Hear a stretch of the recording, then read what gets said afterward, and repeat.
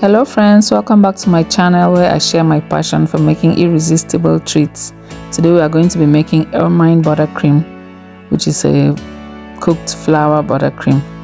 It is not as sweet as American buttercream, so it's my second favorite after meringue buttercreams.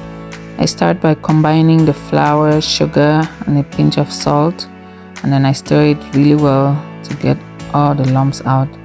Then I add milk. I'm using whole milk. You can also use 2% milk. And then I beat it with a whisk very well to get out all the lumps. I also get a spatula to get off the dry ingredients of the flour from the sides of the pot. And I stir it really well to get out all the lumps before I turn on the stove. And I cook it on medium heat until it thickens, until it boils and thickens. Form a paste, and that's the paste you're going to add to the butter to make the buttercream. So I've turned on the stove and I'll just keep stirring with the whisk to avoid any lumps.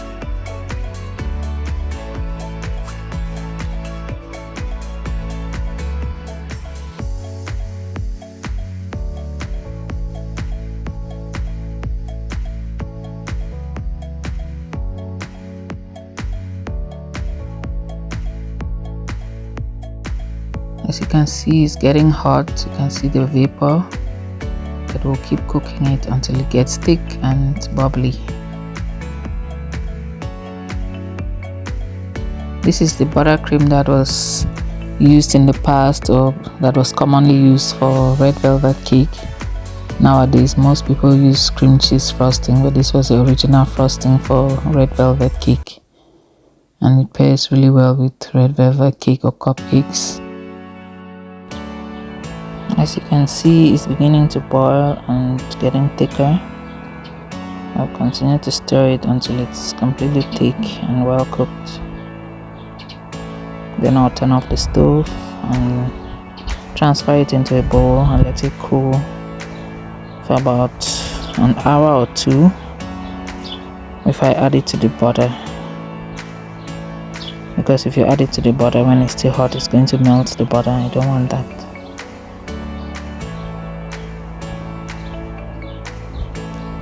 So I've turned off the heat. You can see how thick it is.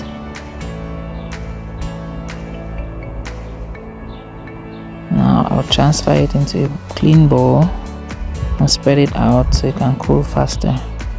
And I'll cover it with plastic wrap and let the plastic wrap completely touch the top so that it doesn't form a skin, so it stays nice and smooth.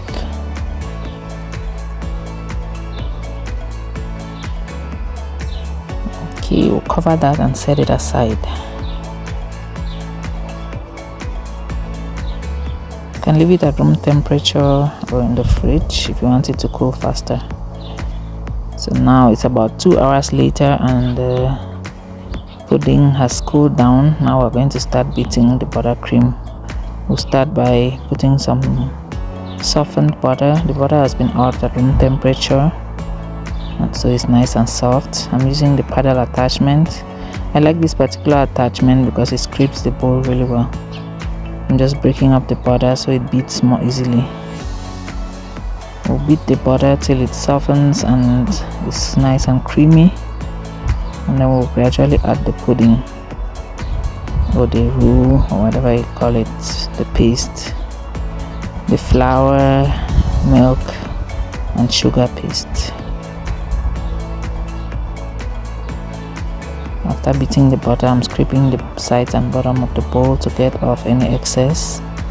Then I'll start adding the paste gradually so it incorporates well into the butter. I'm beating at medium speed.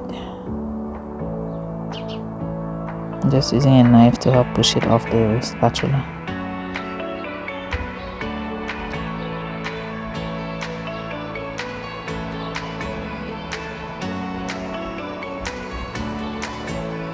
So the butter I used is 1 cup of butter. I'm going to put all the measurements of the ingredients in the description. So add the paste slowly about 1 tablespoon at a time.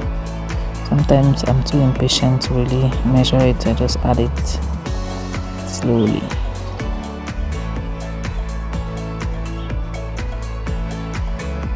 That's the last addition, and we'll just keep beating until it's nice and creamy.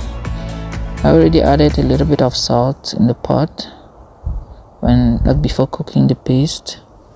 If you are using salted butter, you don't need to add salt. I used unsalted butter and added some salt. And then as you beat it, keep scraping the sides and bottom of the bowl to get off any excess that is sticking to the sides and bottom, to get an even mixture. Now I'm adding a teaspoon of vanilla for flavor. And that's the last ingredient I'm adding. After that, I'll just beat it a little bit more and that'll be it. It's a really good buttercream. It's creamy but not too sweet. Nice and smooth but not too sweet. I love it.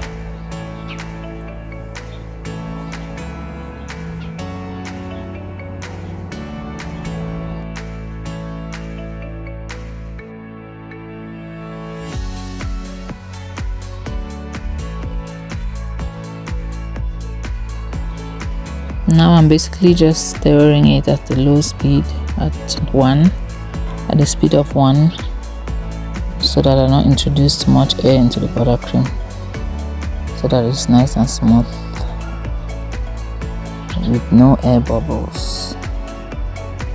And mix that on low for about 2 more minutes, and it's all done. It's nice and smooth, and that's how you make Ermine buttercream or cooked flour buttercream.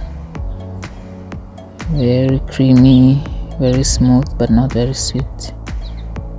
I'm going to be icing some red velvet cupcakes with this. As I said, it's very good on red velvet cake or cupcakes. It's nice and smooth. I'm just like stirring it again in the bowl, getting out any extra air bubbles, and I'll be transferring it to a smaller bowl. This is a small batch. And then I'm going to also put some in a piping bag with a 1M tip, so I can ice the cupcakes.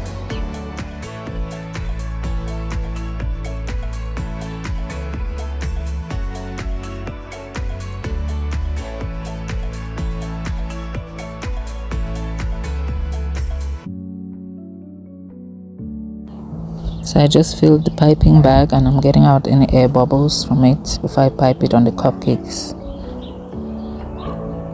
This buttercream pipes very beautifully and holds up its shape, as you'll see on these cupcakes. Yeah, the cupcakes are frozen. I had put them in the freezer, so I'm just using it to demonstrate how well this buttercream pipes. I love how it forms those ruffles. It looks so beautiful. You can see how stable it is, how it holds up its shape. So yeah, that's how we make Ermine buttercream. Thank you so much for watching.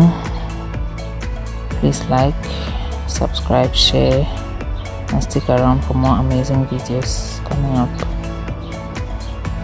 Bye for now. I'll see you in my next video. Thank you.